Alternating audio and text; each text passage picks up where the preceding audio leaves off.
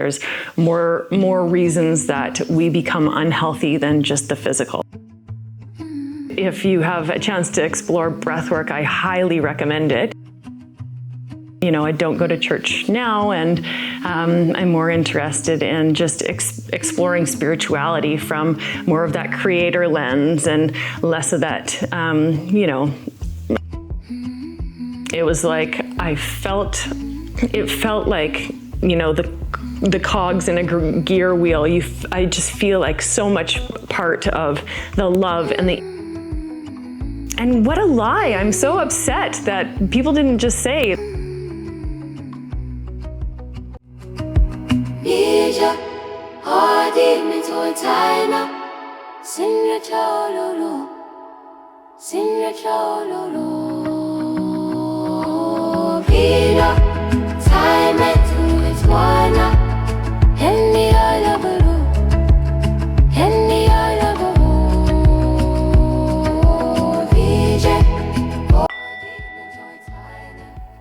Welcome.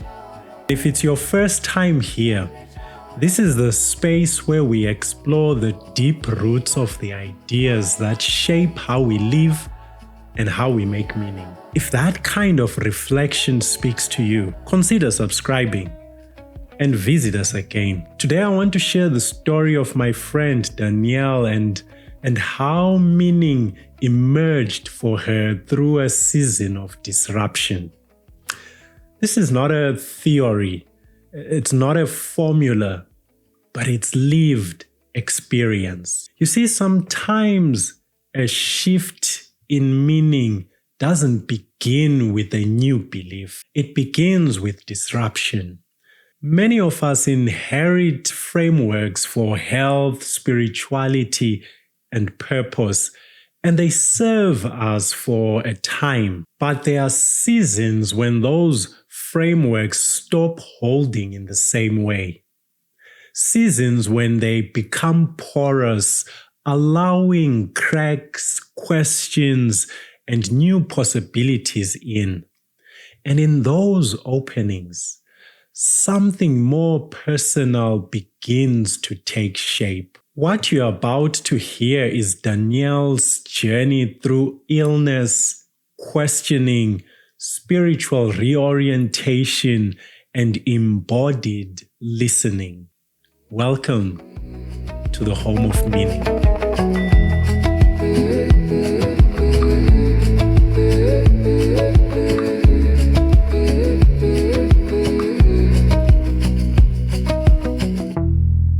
Hi, I'm Danielle Campbell, and I'm super passionate about health.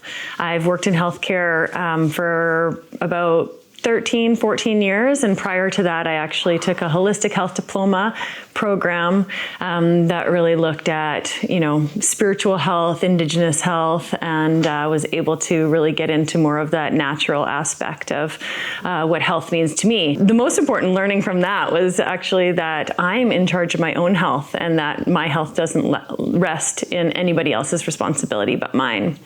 And then fast forward into nursing school when, we're really taught as a society and culturally to hand our health over to other people to try and fix. And so just finding the balance with that has been a really interesting journey for me over the last year.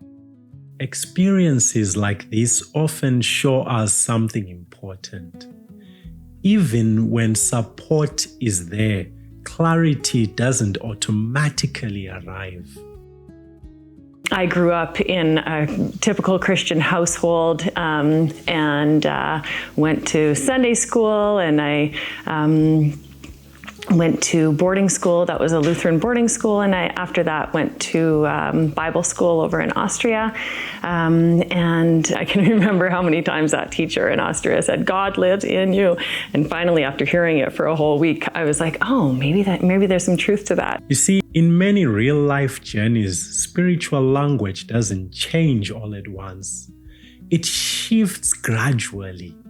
When inherited words no longer fully match lived experiences. Listen to how Danielle's spiritual language moves from inherited images towards personal connection. I don't go to church now, and I'm more interested in just exploring spirituality from more of that creator lens and less of that, I didn't like that masculine image of God in my mind and that type of thing. Well, I really feel like the body is God. That's my Holy Spirit. That's my Buddha nature. That's the Tao. That's the way forward.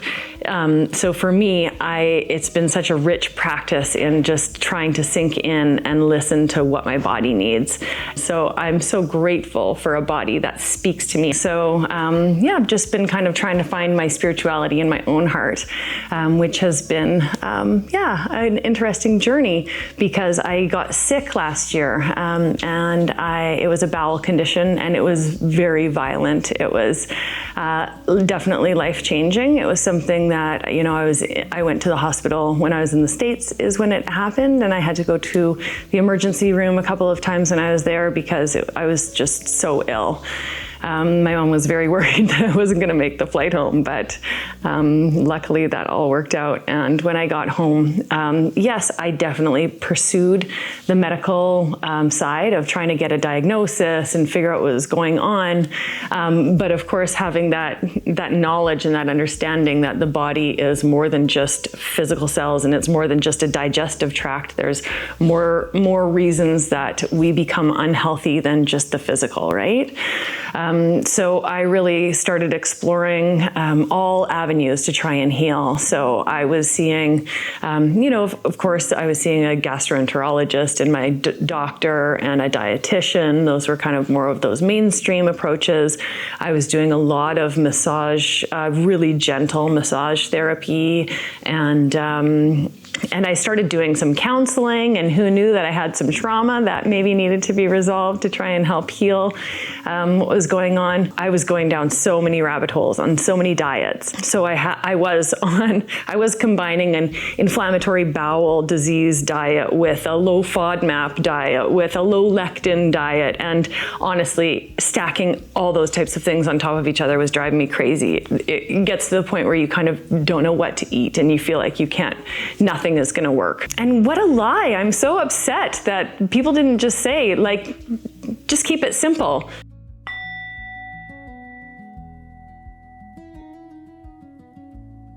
I live in a town that luckily has so much access to wonderful foods and lots of people that know a lot about diet and nutrition. A friend of mine actually said, "You're celiac." And so she's like, "You need to take a microscopic approach to this." So thank goodness for that friend in my life. And I listened to her, and instead of just, kind of avoiding gluten, I just went really microscopic with it. And that's definitely when I did start noticing some healing start to happen. Disruption often multiplies complexity.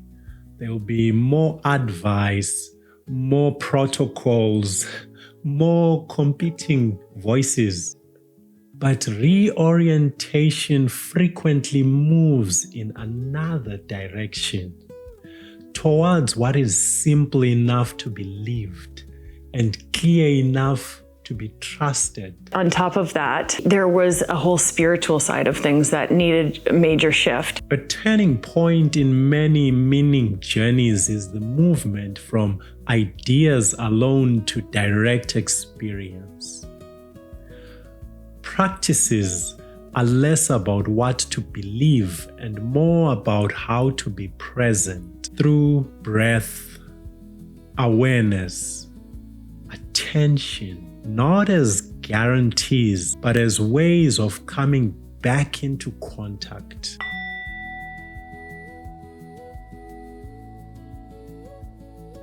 So healing some of that trauma, going through some counseling, talking to people, what I stumbled across was a modality called breath work.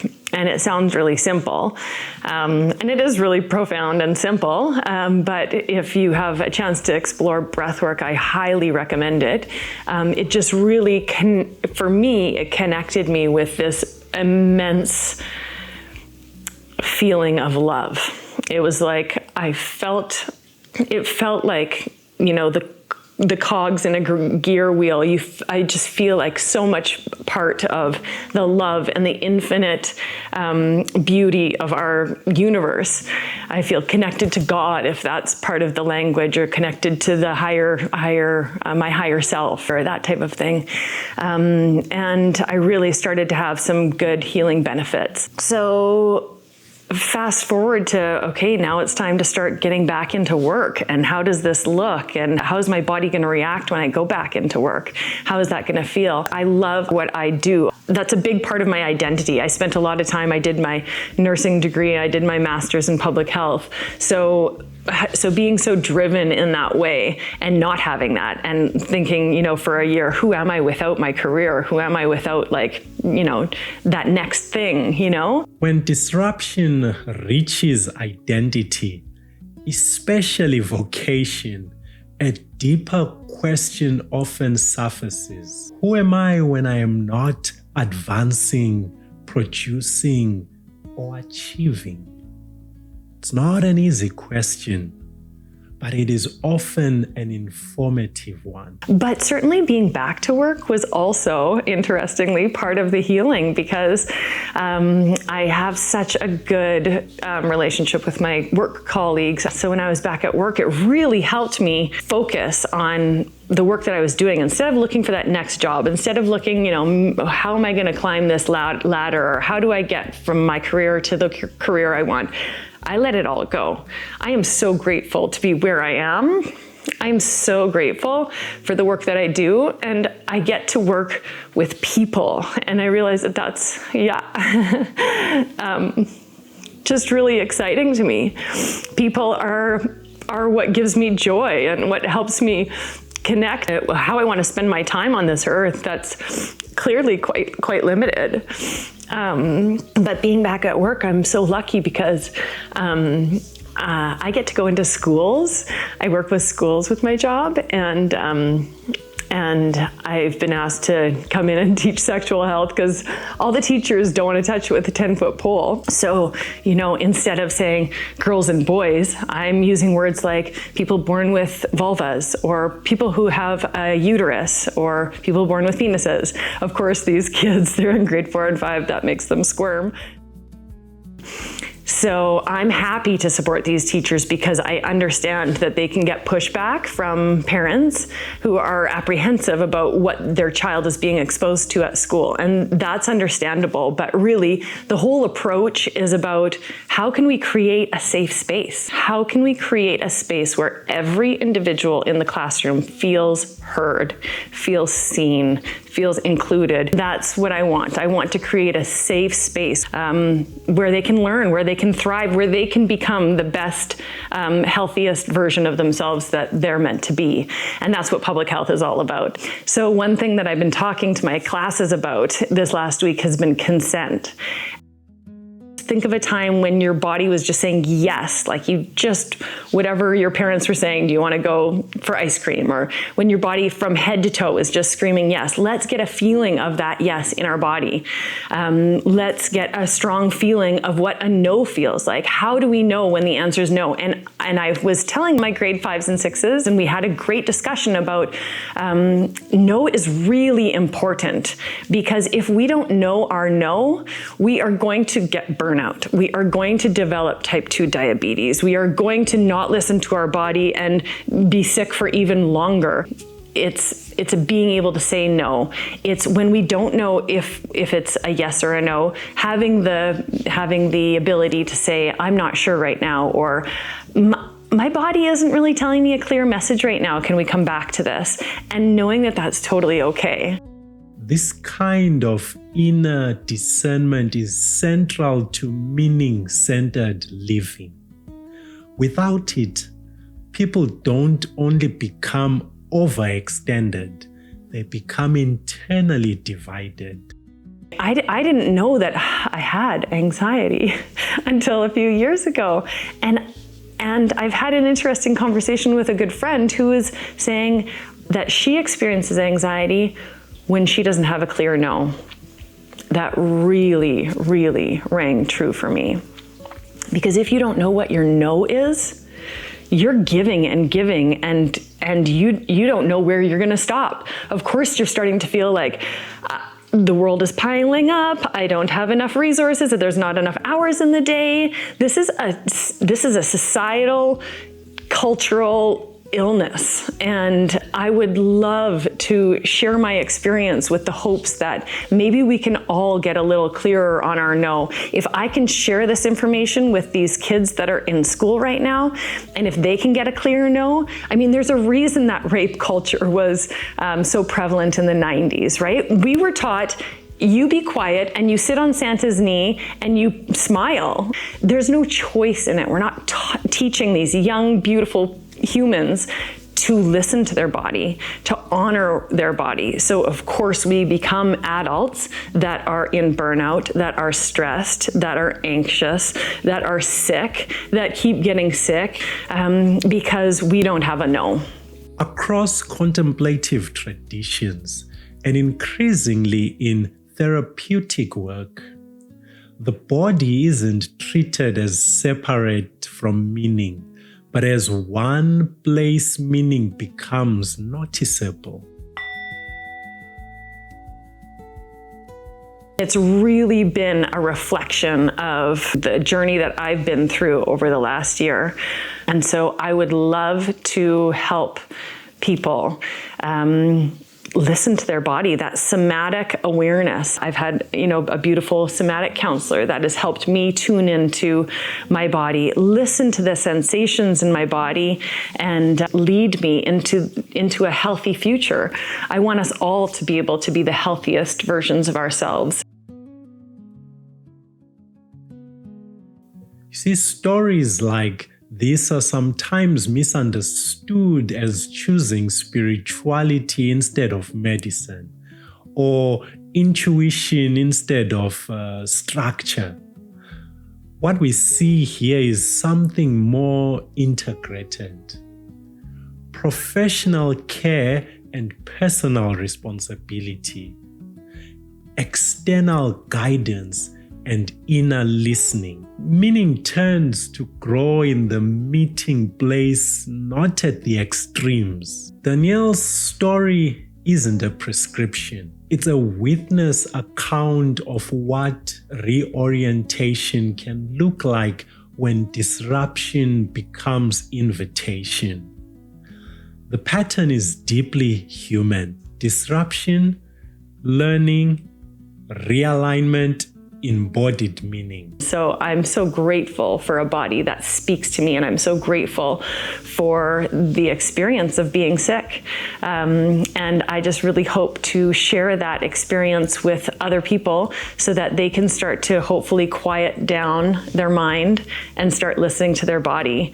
I think that it's just such a gift, and I would love to share that with people. See, if this story resonates with you, receive it not as instruction, but as permission to listen a little more closely to where meaning may already be forming in your own life. If you'd like a starting point, there are free reflection resources linked below. And if you're looking for some structured support as you navigate your own season of disruption, you're welcome to book an introductory conversation.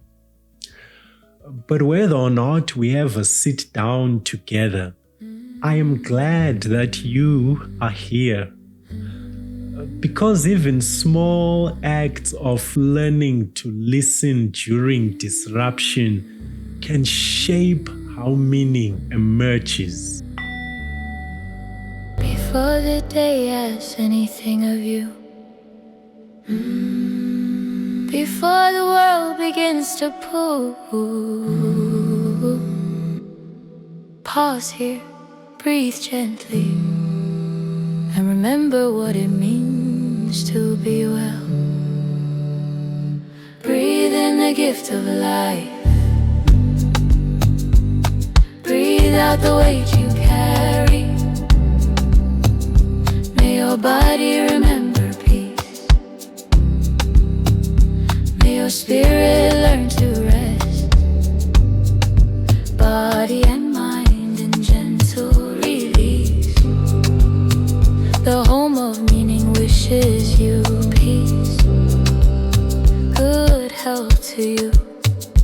May you know when to reach, when to release, when to speak, when to choose peace. Breathe in the gift of life. Breathe out what you no longer need.